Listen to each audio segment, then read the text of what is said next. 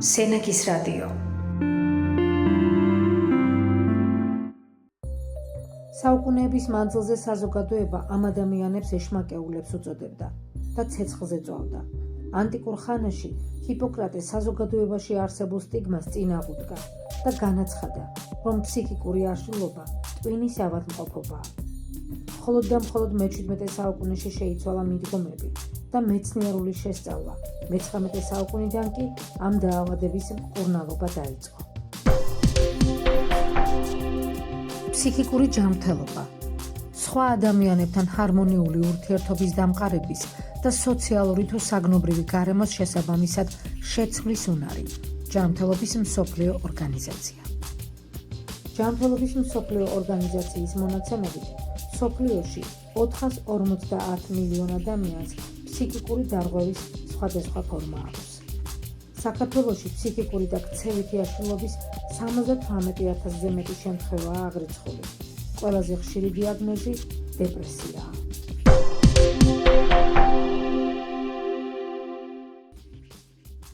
მეცნიერება, ჩვენ ფსიქიკური დაავადების გამომწვევი მიზეზები არ ვიცით.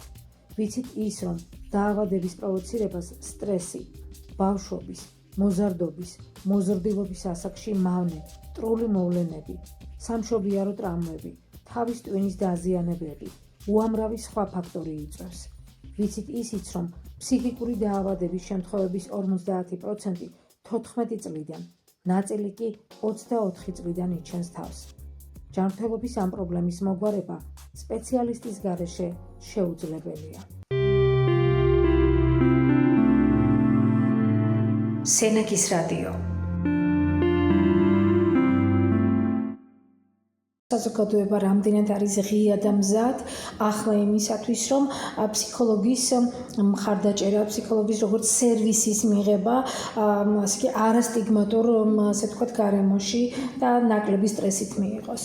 ინდივიდუალურ დონეზე მნიშვნელოვანია, რომ გავიაზროთ ჩვენი პიროვნული პასუხისმგებლობა და ზოგადად პასუხისმგებლობა ძალიან მნიშვნელოვანი ნაწილია პასუხისმგებლობის აღების უნარი, ხო, ჩვენი სულიერი კარგად ყოფნისთვის.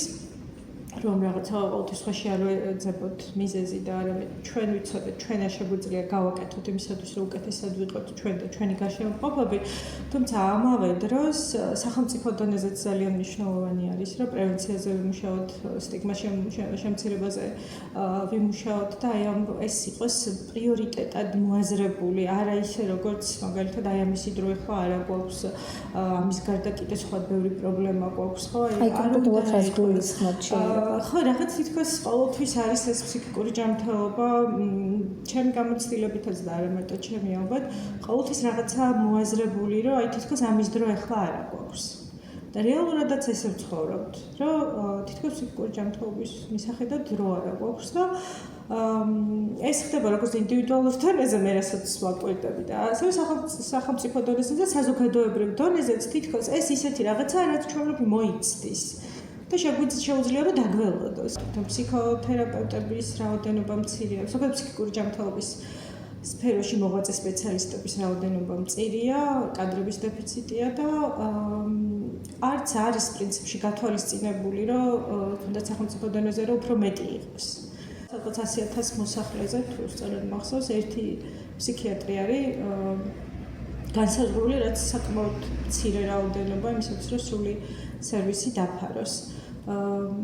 ეს რაც შეეხება სახელმწიფო დონეზე რაც არის და ზოგადად კერძო მიმართულებით ალბათ ჩვენი დაფუძნების მიზეზიც ეს იყო, რომ ეს საჭიროება, რომ ხშირად აქ არსებული მომართვიანობის დროს მე და ჩემს კოლეგებს გვიწევდა, რომ სხვა ქალაქში გადაგვემისამართებინა, გადავწყვეტეთ, რომ იმიტომ რომ სხვა ქალაქში წასვლა, დიდ ქალაქებში წასვლა თავისთავად აფერხებს, რომ სერვისი დროულად მიიღო. და გარკვეულ, ანუ ზოგადად სიტუაციათანაც არის დაკავშირებული და სოციალური ხელმისაწვდომობა მნიშვნელოვანი ფაქტორია იმისათვის, რომ დროულად მოხდეს როგორც შეფასება, ასევე ინტერვენცია, ხო, ჩარევა და დროული მიმართვიანობა ფსიქიატრთან ამ სერვისის მიღება. კოლეგები იცივით დროს, ენერგიას და საკუთარ თავს არ ზოგავენ, რომ რაღაცა საკუთარი მოხალისეობრივადაც გააკეთონ და რაღაცა ცოტა მრავალფეროვნება შესთავაზონ ადამიანებს, რომ არ შეიძლება ხო იმის გამო რომ გარკვეული დიაგნოზი გაქვს თუნდაც სრულიად გარკვეული რაღაც სახელმწიფოს მიერ დანიშნული პენსიის იმედად იყო და აბსოლუტურად უფუნქციოდ გრძნობდა თავს, რადგან ეს გარკვეულწილად აფერხებს იმას, რომ მე განვითარდი, ხო, ყველა ადამიანს აქვს ეს სურვილი, ხო, რომ კი სადღაც მდგომარეობამდე მივედი, რაღაცა განვითარდი, რაღაცა შევქმენი, არ ვიცი, სახლი ავაშენე, კარიერა შევქმენი თუ რაღაც ეტაპამდე მივედი, ხო, მაგრამ ამის მერეც მინდა, ხო, ანუ ეს ზოგადად ჩვენში დევს ეს ცოტა ფილოსოფიურადაც რა შევხედოთ, როგორც სამყარო და კოსმოსი ფართოვდება, ესევე დევს ადამიანში ის, რომ გავფართოვდე, ხო, რომ მეტი ვიყო, ვიდრე ახლა ვარ და ეს სრულიად ნორმალურია, ეს არ ნიშნავს, რომ რაღაცა რაც გავაკეთე და მაქვს იმითი ვარ უმადური ან გამომაძღრობაში არ ეთვლება ეს ადამიანს, ეს არის მისი ბუნებრივი მდგომარეობა, როდესაც რაღაც წერტილის მერეც მინდა რომ გავფართოვდე, ხო? ასე რომ ის რომ ადამიანს კონდეს თვით ფუნქციონირების და თვით რეალიზაციის შესაძლებლობა, ეს არის სასიცოცხლოდ მნიშვნელოვანი ყველა ადამიანისთვის. ასე რომ ზრდასრულ ადამიანებში, რომლებსაც უკვე რაღაც წლებია არიან თუნდაც მედიკამენტოზურ მკურნალობაზე, არანაირი ფაქტიურად სერვისი არ არსებობს იმისათვის, რომ მათი ფუნქციონირების შენარჩუნებისთვის ხელი შეეწყო. ხო ყოფილიყო რაღაცა თუნდაც სახელობო კურსები, სადაც არის ხეზე მუშაობას ისწავლიდა. აი გარკვეულ თერაპია. იქნებოდა ეს თერაპიულიც და იქნებოდა მათთვის თუნდაც ფინანსური შემოსავლის წყარო, ხო? ან რა თქმა უნდა, ესე ხო არ არის, რომ ყველა შეიძლება პროფესიაც მაქვს, ხო? რომლითაც მუშაობდი, სანამ რაღაც მდგომარეობა დამეწყებოდა, ხო? მოხდებოდა ჩემს ცხოვრებაში ეს გამოცდილება. თუნდაც რაღაც გარკვეული ძალისხმევა, მხარდაჭერა, რომ ის ადამიანი იმ პროფესიაში შენარჩუნდეს, იფუნქციონიროს, შეეძლოს, რომ ნორმალური ცხოვრების ხარისხი შეინარჩუნოს და არა ის, რომ მე რაღაცა დამენიშნოს მინიმალური პენსია, რომელიც ფაქტობრივად არ ვიცი რაში მყოფნის და ამასთან ერთად ვერ ვიგრძნო, რომ მე ცოცხალი ვარ. ხშირ შემთხვევაში პენსიაზე და ფინანსურ მხარდაჭერაზე მეტად ადამიანს სჭირდება ემოციური მხარდაჭერა, ხო?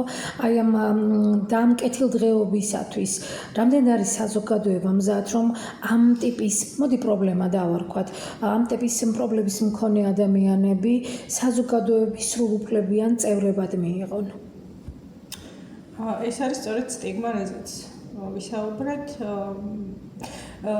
აქ მთავარი და სტიგმა ზოგადად ამცირებს ინფორმირებულობის ამაღლება, ხო, რომ მე რაღაცა თუ მაქვს ესეთი რაღაც სწორხაზოვანი აღქმა, რომ და ზოგადად ჩვენი აღქმა ყოველთვის არის ძალიან სუბიექტური, რადგან მე რასაც სამყაროში ვხედავ, ხო, მესმის გრძნობ და შეხებით, ანუ ხუთი შეგრძნების ორგანოთი აღვიქვავ, ხო, რაღაცა მესმის მენით ინფორმაცია შემოდის. და ჩვენი აღქმა არის ძალიან სუბიექტური. ანუ თუმცა მიდრეკილი ვართ, რომ განვაზოგადოთ და დავიჩემოთ, რომ სამყარო ისეთია, როგორცაც მე აღვიქვავ. აქედან გამომდინარე, მე ჩემი პირადი გამოცდილებით, რაც ჩემი სუბიექტური აღქმის შედეგად შემოვიდა ჩემში, გარკვეულ დასკვნებს ვაკეთებ, ხო? ესე არის ადამიანი მოწყობილი, რომელიც გარკვეულად არ ცდილობს, რომ განვითარდეს და რაღაცა ცოტა მეტი დაინახოს, ფართოდ დაინახოს ეს სამყარო, ხო? და სუბიექტურად უყურებ და არც დიდად ახალი ინფორმაცია რო შემოდის, არც იმისკენ არა ვარ, მაინც და მაინც ტოლერანტი და მიმღებარი, ხო? ეს არის რაღაცა ესეთ სტანდარტულად, ვინც ფიქრობს, რომ სამყარო ის არის მარტო რაც თვითონ გონია, ხო? აქედან გამომდინარე ხშირად არის, რომ ის რაც დიდად არ ვიცი, არც ჩემს გამოცდილებაში არ ყოფილა და არც ხშირად არ გამიგია, იმის მიმართ რაღაცა შიშიც კი მიყრობს, ხო? იმიტომ რომ იქ კიდე არის რაღაც უსაფრთხოება. ჩემი თავის ტვინის ნომერ პირველი ერთგვარი დანიშნულება რა არის, რომ გადავრჩე ამ სამყაროში და რაც უცხო არის, ერთგვარად სადღაც ჩვენი თავის ტვინის რომელიღაც ნაწილი გვეუბნება, რომ ის არ მიიღო. ანუ რაც შეიძლება მეტი ინფორმაცია, მეტი გამოცდილებები ახალი მჭირდება იმისათვის, რომ მივხვდე, რომ რაღაცა არის ჩვენი ცხოვრების ნაწილი და ოკეი, ანუ ნორმალურია, ჩემი ნაწილიც არის, ხო? იმიტომ რომ ჩვენ ხომ ამ სამყაროში მარტო არ ვცხოვრობთ. ყველა ერთმანეთზე ვართ დამოკიდებული, ხო? რაც უფრო ადრე მივხვდებით, რომ მაია და ნათია ერთი და იგივე ფაქტიურად, უბრალოდ სხვადასხვა მდგომარეობაში ყოფენ, მით უფრო ბედნიერი და ჰარმონიული ცხოვრება გვექნება და მით უფრო მაღალია ჩვენი კეთილდღეობის ხარისხიც, ხო და მით უფრო მაღალია ჩვენი ბედნიერებისა და ცხოვრების კმაყოფილების ხარისხი, ხო? ამით იმის თქმა მინდა, რომ რა თქმა უნდა ჩვენ საზოგადოებაში არის საკმაოდ დიდი გამოწვევები ამ კუთხით, რომ მე პირდად პრაქტიკაში ხო, როდესაც ჩემთან მოდიან ჩვენი კლიენტები, ჩვენ კლიენტებს ვეძახით არ ვიყენებთ სიტყვა პაციენტს. ძალიან ხშირად ჩივია მათ შორის დასულები, რომ ყველა მათგანს აქვს მარტო სულობის განცდა, რომ არ ურთიერთობენ მასთან ადამიანები. ყველა მათგანს აქვს განცდა, რომ მარტო არიან და არ ყავთ მხარდამჭერი, ვერ უგებენ მათ, თვითონაც ვერ უგებენ სხვებს. ამის წინათ ერთ-ერთი მეუბნება, რომ რა თქმა უნდა თერაპიული პროცესი კიდევ თავის შედეგებამდე მიდის და რადგან მივიდა იმ შედეგამდე, რომ გაიაზრა გაცნობიერებაშია, რომ მას სჭირდება მეგობრები თუნდაც ხლობლები, ვინც ურთიერთობები მასთანაც ექნება კონტაქტი, იმიტომ რომ სოციალური ურთიერთობები მნიშვნელოვანი ფაქტორია ჩვენი ზოგადი კეთილდღეობისთვის. ხო, აი ფიქრობს, აი ვისთან შეიძლება რომ გამოუვიდეს ურთიერთობა და იმდენად მწირია მისი აღქმით ის ადამიანები, რომლებმაც შეიძლება უბრალოდ სურვილი გამოთქვან, რომ ყავადალიონ მასთან ერთად. რა თქმა უნდა, საკმაოდ სევდიანია ეს ყველაფერი მოსასმენად. მე ვამბობ, რომ ვისაც აქვს გარკვეული მდგომარეობა, მისი თვალით როგორია ეს ყველაფერი, რომ დავინახოთ. ამიტომ ძალიან მნიშვნელოვანია, რომ მსგავსმა ადამიანებმა მეტი ისაუბრონ საკუთარი მდგომარეობის და საკუთარი გამოცდილების შესახებ. მე რაც როგორც სპეციალისტმა რამდენიც არ უნდა ვისაუბრო, როგორც სპეციალისტის როლიდან. ესეც ძალიან მნიშვნელოვანია, რომ მე და ჩემი კოლეგები ვსაუბრობთ ამაზე. თუმცა იმ ადამიანებს მიეცეთ შესაძლებლობა, რომ საკუთარი გამოცდილებები გაგვიზიარონ, მათი ხმა მოვისმინოთ და გავიგოთ, ვინც გამოსცა და ვის გამოცდილებაშიც არის ეს ყველაფერი, იმისათვის, რომ სტიგმა შეიცვალოს. არის მნიშვნელოვანი სირთულეები, სტიგმა მაღალია. ადამიანები საკუთარი ცხოვრებაში გამოცდიან და გამოცდილებაში აქვთ, რომ არ აყავთ მხარდამჭერი გარემო, ადამიანები, რომლებთან ერთადაც ძალიან ელემენტარულ საჭიროებას, ჩემი პიროვნული ურთიერთობის მოთხოვნილებას, სოციალურ მოთხოვნილებას დავიკმაყოფილებ და ამიტომ მნიშვნელოვანი არის, რომ ჩვენ თვითონ ვიყოთ მეტად ემპათიურები, მეტად დავინახოთ, რომ ის ადამიანი არ არის ვიღაცა სხვა, არამედ ჩვენი საზოგადოების, ჩვენი პიროვნების, ჩვენი ცხოვრების ნაწილია, ხო? მეტად ემპათიურები თუ გავხდებით და პარალელურად ვუზრუნველყოფთ იმას, რომ თუნდაც რადიოშიც, ტელევიზიით, გაზეთებში და ასე შემდეგ მოვიწვევთ ადამიანებს, ვისაც ეს გამოცდილება აქვთ და ეს ადამიანებიც მზაობას გამოთქვამენ, რომ ისაუბრონ, ვფიქრობ, რომ ეს საერთო ჯამში სტიგმის შემცირება შეუწყობს ხელს და მეტად გააერთიანებს ადამიანებს. გამოწვევა, რაც ჩვენ გვაქვს, ეს არის კადრების სიმცირე და ამავე დროს პროფესიული განვითარების შესაძლებლობები რეგიონში. მე თვითონ საკმაოდ რთული გზა მაქვს გავლილი, პირდაპირ და გადატანითი მნიშვნელობით იმისათვის, რომ თუნდაც მემაღლებინა კვალიფიკაცია, გამხდარიყავი მაგისტრი. და გარკვეული ბარიერი ჩემთვის არის, თუნდაც ის, რომ კიდევ უფრო მაღალი აკადემიური ხარისხი მივიღო. რადგან ჩვენს რეგიონში, სამეგრელოს რეგიონში, ის რომ ფსიქოლოგი აქვე განვითარდეს და მიიღო აიმაღლოს კვალიფიკაცია, საკმაოდ რთულია. ჩემს კოლეგებს მე გვიწევს, რა თქმა უნდა, ახლა პროფესიული განვითარებისთვის არა მარტო დედაქალაქში, არამედ საზღვარგარეთაც დავდივართ, ხო, დაგვივლია და ეს არის უბრალოდ პროფესიული განვითარების უწყვეტი მნიშვნელოვანი ნაწილი. თუმცა, როდესაც მხოლოდ ეს შესაძლებლობა გაქვს, რომ იმისათვის, რომ შენ აიმაღლო კვალიფიკაცია აუცილებლად უნდა წახვიდე, ეს ერთგვარად ძალიან ბარიერს ქმნის იმისათვის, რომ ფსიქიკური ჯანმრთელობის სფერო იმდაგვარად განვითარდეს რეგიონში, როგორც ამის საჭიროება გვაქვს. ფსიქოლოგიის სპეციალობაზე ყოველწლიურად იზრდება სტატისტიკა, რაც მე პირადად ძალიან მახარებს. თუმცა ეს ტენდენცია რომ წავა ადამიანი იქ ისწავლის და აქეთ აღარ ბრუნდება ან თუ დაბრუნდება ვეღარ ადაპტირდება და ისევ უკან ბრუნდება დიდ ქალაქში სამწუხაროდ გვაქვს მენტალური კეთილდღეობის თვალსაზრისით ზოგადი სტატისტიკაც არ გვეუბნება კარგ რამეს, ანუ განვითარებულ ქვეყნებში, როგორც უკან უკვე ვახსენე 4-დან 1 ადამიანს აქვს გარკვეული ფსიქიკური ჯანმრთელობის პრობლემა. ეს არ ნიშნავს, რომ განვითარებად ქვეყნებში ნაკლები მდგომარეობა გვაქვს, ეს იმას ნიშნავს, რომ განვითარებულ ქვეყნებში უფრო მიდის კვლევები და იმიტომ შეიძლება ესეთი სტატისტიკა ვერ ნახოთ იგივე მესამე მსოფლიოს ქვეყნების შემთხვევაში ესეთი კარგად ნაკვლევი სტატისტიკა, თუმცა ეს არ ნიშნავს, რომ იქ ნაკლებია და რაღაც უფრო ბედნიერი ცხოვრებით ცხოვრობენ და ცხოვრობენ.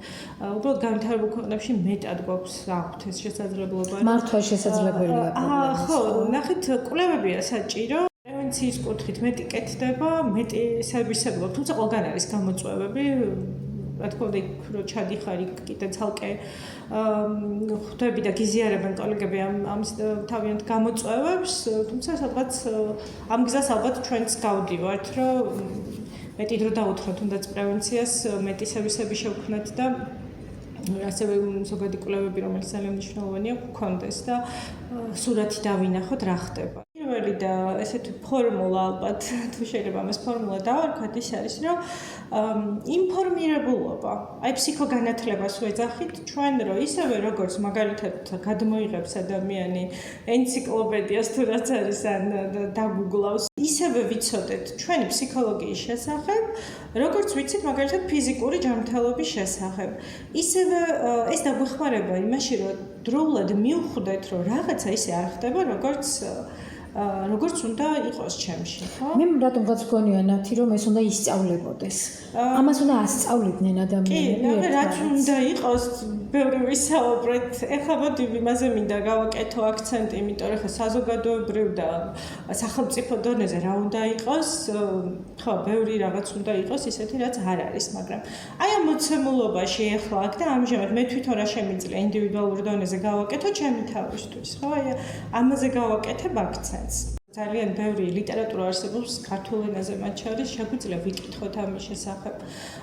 მეტი გავიგოთ საკუთარი ფსიქოლოგიის შესახებ, საკუთარი ემოციების შესახებ, საკუთარი აზრების შესახებ, საკუთარი ფსიქიკისა და ფიზიკური ჯანმრთელობის კავშირის შესახებ, რომ ეს კავშირიც კი არ არის ერთი მთლიანობა არის, ხო?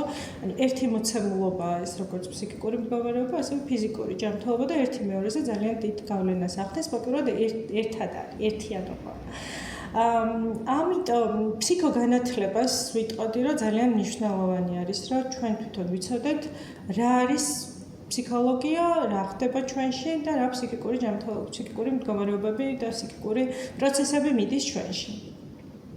ეს დაგვეხმარება ჩვენი საკუთარი თვითცნობიერების ამაღლებაში და გარკვეულწილად ცხადგრძნობაში, რომ რასთან მაქვს საქმე. პირადად ჩემი გამოცდილებით, რაც ჩემთვის ძალიან სასარგებლოა და რაც მე მეხმარება, რომ გავიუმჯობესო ჩემი ფსიქიკური კეთილდღეობა, ეს არის ძილის რეჟიმი, რაც ძალიან მნიშვნელოვანია პირადად ჩემთვის და არა მარტო ჩემთვის, რომ სრულფასოვანი ძილი მქონდეს, მათ შორის 8 საათი გვეწინოს დღის განმავლობაში და იმასაც ძალიან დიდი მნიშვნელობა აქვს, რომელ საათზე ვიძინებთ. რომელ საათზე ვიძინებთ? აი ძალიან კარგია თუ 11-ზე უკვე გვძინავს, იმიტომ რომ 11-დან აი 8 საათი რო გადავითვალოთ სრულფასოვან აღდგენას და ინფორმაციების გამომუშავებას, რომელიც ჩვენ სრულფასოვან დასვენებას უზრუნველყოფს, ზუსტად ეს პერიოდი სჭირდება, რომ 11-დან უკვე ძილში ვიყოთ. იმიტომ რომ ორგანიზმს ლიმიტი აქვს. კი, ლიმიტი აქვს და თან შეიძლება მაგალითად 3-ზე დავიძინო და 8 საათი კი არა, 10 საათი მეძინოს, თუმცა იგივე აღდგენა და დასვენება არ ხდება, რაც მაგალითად თუ 11-ზე დავიძინებ, მაგ შემთხვევაში მოხდებოდა. და ყვება არის ასევე ძალიან მნიშვნელოვანი. ფაქტიურად ვიტყოდი, რომ ძალიან დაკვირვებული ვარ საკუთარ თავზე, რომ რითიც ვიკვებებით, ის ვართ, მართლა ესე არის. იმიტომ რომ ცოტა გვერდიდან შეხედო ყვების პროცესს და ჩვენ გვაქვს ეს ძალიან კარგი სერვისი მედექში, რომ ნუტრიციოლოგი მუშაობს ჩვენთან და არ არის ეს მხოლოდ რაღაცა დაგიწერა დიეტა და იქ მთელი გაცნობიერებული ყვება და მთელი პროცესები არის. აი უბრალოდ დააკვირდით როგორი არის თქვენი ყვებასთან დამოკიდებულება. ჯანსაღი კვება, ჯანსაღი ცხოვრება. თუნდაც როგორ მიირთმევ, როგორია შენი ყვება, როცა ჭამ, საერთოდ ვერ გრძნობ რა მიირთვი, წამში ჭამ და ვერც გრძნობ, აი როგორც ფაქტორად ჩათვალეთ, როგორც იკვებებით, ისევე ფუნქციონირებთ. ანაკეთ სკროლავ, აქეთ მიირთმევ, ამ ტელევიზორს იხურებ. რა თქმა უნდა, ძალიან არ ღვევს ყვებით პროცესს. ეს არ არის უბრალოდ მივიღე, დავნაყრდი და მორჩა. ყვების დროს, როცა ჩვენ მივიღებთ საკვებს, იმდენად რთული ქიმიური პროცესს ატარებს ჩვენი სხეული. რომელზეც ალბათ არც გვიფიქრია, ხო? რომ ეს საკვები ხდება ჩვენი ნაწილი. მესამე ძალიან რაც მე პირადად და არა მარტო პირადად ეს რაც ახლა რაზეც ვსაუბრებ ეს არ არის ჩემი მიგნება ნამდვილად ძალიან ჩემზე ბევრად გამოცვლილი ჭკვიანი ხალხის მიგნება თუმცა მესამე ძალიან მნიშვნელოვანი ეს არის ჩემთვის კონტაქტი სამყაროსთან დაკონტაქტება სამყაროსთან ამაში რა გულისხმობ აი mindfulness ვეძახით ხოლმე ეს არის რომ აი მუდმივად იყო აქ და ამჟამად მუდმივად თუ რა რაღაცა დღის განმავლობაში შეჩერდე მიიღო რაღაც სიმშვიდის მდგომარეობა რამდენადაც შეგიძლია აი დრო ჩვენ ფაქტურად არასდროს არ გვაქვს დრო უნდა შევქმნათ დრო იმისთვის რომ რაღაც დღის განმავლობაში გამოვნახოთ დრო როდესაც შევჩერდებით სიმშვიდის მდგომარეობაში გადავალთ და ამაში დაგვეხმარება ის რომ თუნდაც დავჯდეთ და გამართული ხერხემლით 5 წუთის განმავლობაში დავაკეთოთ ღრმა ჩასუნთქვა. გურუები ამბობენ ხოლმე რომ საკუთარ სუნთქვაზე დაკვირვება შეიძლება მეტი ცოდნა მოქცეს სამყაროს შესახებ, ვიდრე ერთად აღებული მთელი ენციკლოპედიების გადაკითხვა. ამიტომ საკუთარ სუნთქვაზე დაკვირვება გაცნობიერებული სუნთქვა ერთგვარად გვეხმარება იმაში, რომ თუნდაც საკუთარი თავში ვიპოვოთ საყრდენი დავაკვირდეთ ჩვენ სუნთქვას, გადავიდეთ სიმშვიდეში, დავარეგულიროთ ჩვენი პულსაცია, შევჩერდეთ და დრო დავუთმოთ საკუთარ თავს. დავაკვირდეთ საკუთარ სხეულს, აბა სადა ვარ ახლა, როგორ ვარ, ამ მდგომარეობაშია. რაღაცა გვერდიდანაც შევხედოთ, ხო, როგორ პოზაში ვარ, რას გრძნობს ჩემი სხეული. აი ამ პრაქტიკის დროს ადამიანები ამბობენ, რომ თავი ამტკივდა ზოგჯერ თქვენ მაწერი. კი არა, ტკივდება რეალურად ამ დროს ხდება შემჩნევა, რომ თურმე როგორ მაწუხებს ზურგი, თურმე როგორ მაწუხებს, რა ვიცი, მუცელი, თავი. და ფაქტურად აი ამ ტკივილთან, რომელსაც არც კი ვამჩნევთ, ქრონიკულად გვიწევს ცხოვრება. შეიძლება თავდაპირველად ცოტა გვიჭირს, რომ მივხვდეთ საერთოდაც რას ვაკეთებთ, თუმცა დროთა განმავლობაში მოდის ეს გაცნობიერება, რომ რა მოაქვს ამას ჩემს ცხოვრებაში. აქ და ამჟამად მაბრუნებს და მაკონტაქტებს სამყაროსთან.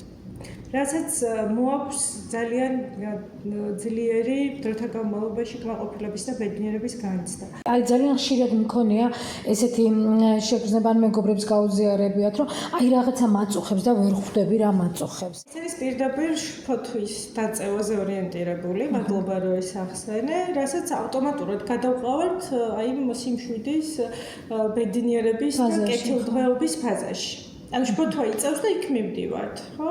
განსაკუთრებით, როდესაც საერთოდ არ მაქვს გაცნობიერებული რატო შფოთვა, არ მაქვს კონკრეტული მიზეზი, თუ ახლა ზოგჯერ შფოთვა საჭიროა და აუცილებელია. მესამე რაც აი ამ დროს უნდა გააკეთო პირველი რაც ჩაისუნთქო, მეორე არის შეამჩნიო სამყარო შენი შეგრძნების ორგანოებით, სიყვარულის ემოციად განეწყვე ამ ყველაფრის მიმართ, რასაც ხედავ და გრძნობ და შემოდის შენში. როგორც ფიზიკურ გაჯანსაღებას სჭირდება გარკვეული ვარჯიში, იგივენაირად არის ჩვენს მენტალურ მდგომარეობასაც გარკვეულ რაღაც მდგომარეობამდე რომ მიხვიდე, გჭირდება ამის მუდმივი კეთება, ხო, თუნდაც თვითდისციპლინა შეგვიძლია ამას დავარქვათ. და ამ სიყვარულის ემოციის გამოშვების და განცდის შემდგომ შეგვიძლია გავაკეთოთ უკვე მზად ვართ, რომ მადლიერებით განვეწყოთ სამყაროს მიმართ.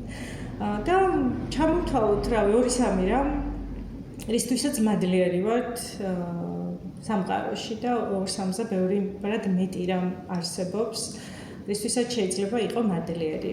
ყოველდღიური აი ეს ამის დროს თუ შევქმნით გარკვეულწილად, ეს აწევს ჩვენს ემოციურ მდგომარეობას და მიგვიყვანს ზოგადი კეთილდღეობის განცდამდე, რომ ერთგვარი რესტარტი, რიფრეში არის ხოლმე ჩვენი განახლება, ერთგვარი ჩვენი ფსიქიკისთვის. ბალანსი და ჰარმონია ამ სამ რაღაცას შორის ძალიან მნიშვნელოვანია.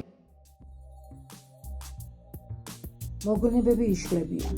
ის ერთი, შორეული ბავშვობის დროს წაკითხული, საყვარელი ასტრიდ ლინდგრენის შეძახილი, მაინც განსაკუთრებულად მახსოვს.